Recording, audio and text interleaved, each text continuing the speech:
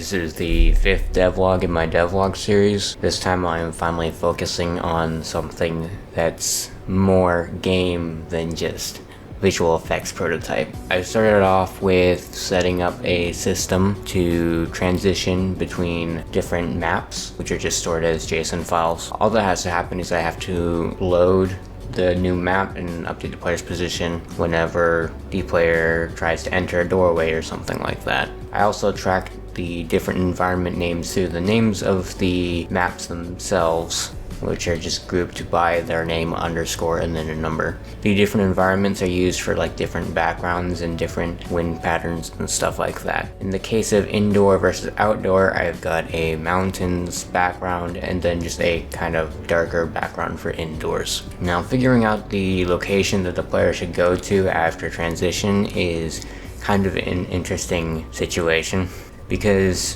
one area can have multiple places that you can enter from, which means that you can't just have one universal spawn. You have to have a bunch of different spawns for each place you're transitioning from. So what I did here is I set up my level editor so I could add custom text that gets applied to the data for a tile that I'm placing, and I can write in that text like the name of the map that I'm transitioning to or from, to meaning like the player can walk up to it, press a button, and then switch to that other map. And then from is what the game looks for when it transitions from another map. It'll remember the name of the last map, and it'll look for the tile that has the name of the last map to figure out where it should spawn the player. All of the stuff that I've mentioned up till now was pretty much streamed, and I got a bunch of complaints about my IDE.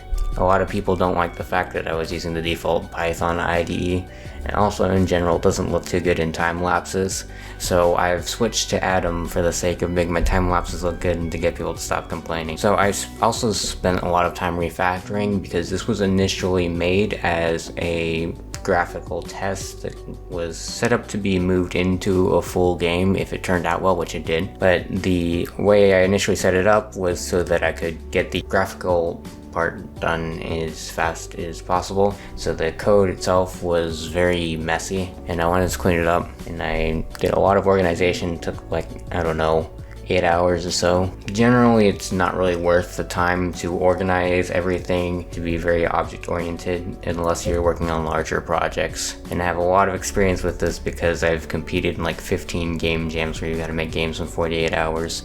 In that case, you don't want to spend a ton of time making things expandable and stuff like that. Anyways, next up I worked on a visual transition system. Before I had transitions in the sense that it would teleport the player to a new map, but this time I wanted to set up a full system where the screen would kind of turn to black and then come back in a smooth way.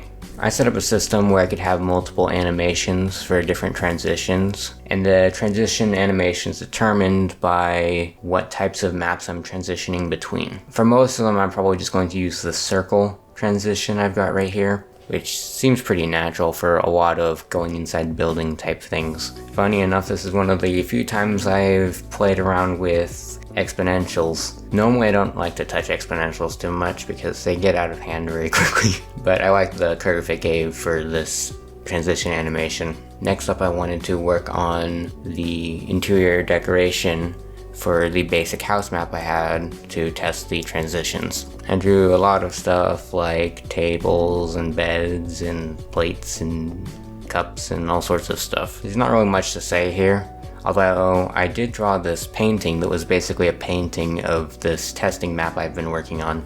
And this, in the end, this testing map will probably not be in the game, but it'll be a fun Easter egg for later on.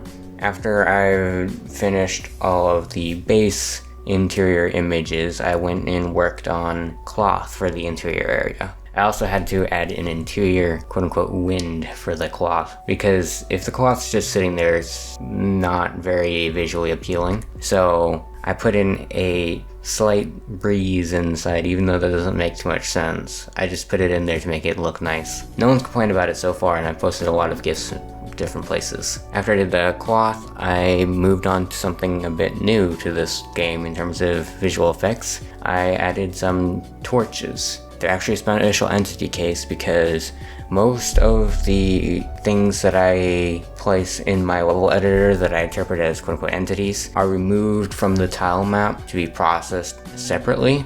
But for the torches, they stay in the tile map, but I need to keep the position of them to spawn flames. Anyways, I tracked down the flame location and I spawned spark or flame particles at the location. Sparks and flames behave slightly differently. The flame particles are much more common. They're bigger and they move slower and they move upward. The sparks have a lot more gravity and they kind of go flying. Yeah, this is actually the same particle system as my leaves. It's just I use a different mask for the flames. This one's actually a circle, which you wouldn't quite expect for flames, but it works out fine. Next up, I wanted to add some climbing because I've got this massive ladder in this house here. Funny enough, I had to rewrite my controls because I was using arrow keys before, but arrow keys don't work too well because I had up as jump, and you can't have up as jump when you need ladders. You need an individual up button so that you can climb without jumping. That didn't take too long to do though. Climbing itself is interesting because it added a whole new animation set and animation rules, and these player animation rules have gotten pretty complex already, and it's going to get even more complex if I add swimming later on. Something else that's interesting about this climbing system is that it's got its own physics system too, because normally I've got a system where you collide with tiles and it pushes you back so that you don't go inside the tiles. For the ladders and stuff like that and just climbing in general, I have these climbing tiles I place all over the place, and when you're climbing you can only go to the places where those tiles are. If your hitbox, your climbing hitbox, which is actually separate from the player's main hitbox, if your climbing hitbox leaves the climbing area, then the collisions move you back onto it. So it's like the inverse of my normal collision system. And this allows for some smooth climbing on the ladder. To leave the ladder, you just jump. Next up, I was noticing that my fire wasn't standing out too much, and I wanted to add some custom lighting to it. And this is like the first time that I really put nice lighting into my games, but I added a lighting system where it'll just draw a circle on the screen with a certain splitting flag where it just adds the RGB values to the display rather than overwriting. This allows me to add a glow effect that doesn't look muddy. Anyways, this glow effect comes from the particles of the flame itself. So each particle has its own glow, which creates this smooth glow around the main source of the fire because of all the different particles at slightly different locations. And the sparks create their own small glows as they shoot off, which is cool. The size of the glows are dependent on the size of the particle and just a basic time pattern. That's just a sine wave though, based on the game's timer. I also use the sine wave pattern for their movement too, much like the leaves, although it's slightly different in terms of its parameters to make it seem more spark-like or whatever. And finally, I've added some invisible platforms to the furniture so that you can stand on them, because that's obviously very important. Can't have you having a game where you can't stand on everything. Anyways, that's pretty much it for what I've worked on for the last week or so. Next up, I'll be starting the actual game mechanics or the NPCs. I'm not really sure what's next. I'll just kind of do it as I see it. I've actually got a pretty interesting idea for what I want the main game mechanic to be for this game though, so you guys should stick around for the next devlog to see what that is. Hopefully I'll see you guys in the next video.